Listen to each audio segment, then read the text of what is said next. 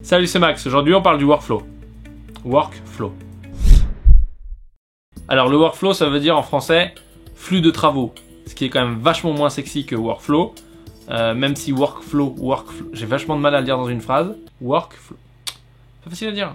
Et donc, le workflow, on peut le comparer à une recette de cuisine, qui serait la recette de comment faire un film à partir du moment où il a été tourné jusqu'au cinéma. Donc toutes les étapes pour que le film, à la fin du tournage, il puisse arriver au cinéma fini. On va regarder un petit schéma, on va voir le cheminement basique des images d'un film. Ok?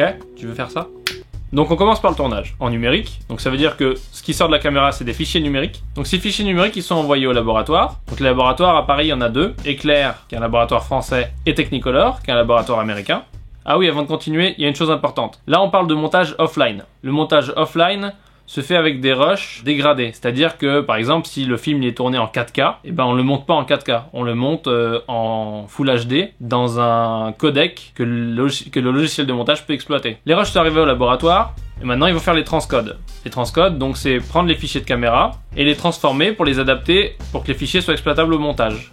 Une fois que les transcodes sont faits, l'image et le son sont envoyés au montage. L'assistant monteur reçoit les images, les sons, il les synchronise, il les range dans sa machine, dans son logiciel de montage, et après il les donne au monteur pour que le monteur puisse monter. Donc le montage se déroule, le réalisateur vient monter avec le monteur. Une fois que le montage est validé, commence le montage son, les effets spéciaux, s'il y en a besoin, et la musique. Pendant ce temps, l'assistant monteur envoie la copie validée du film au laboratoire pour qu'il puisse faire la conformation. Donc la conformation, c'est remplacer les images basse qualité avec lesquelles on a monté par des images d'origine, donc de bonne qualité. Ensuite vient l'étalonnage, et après le labo fait la copie finale qui est vérifiée et qui est envoyée dans les cinémas. Enfin, il y a plusieurs copies parce que il n'y a pas qu'un seul cinéma, t'imagines bien, quand même.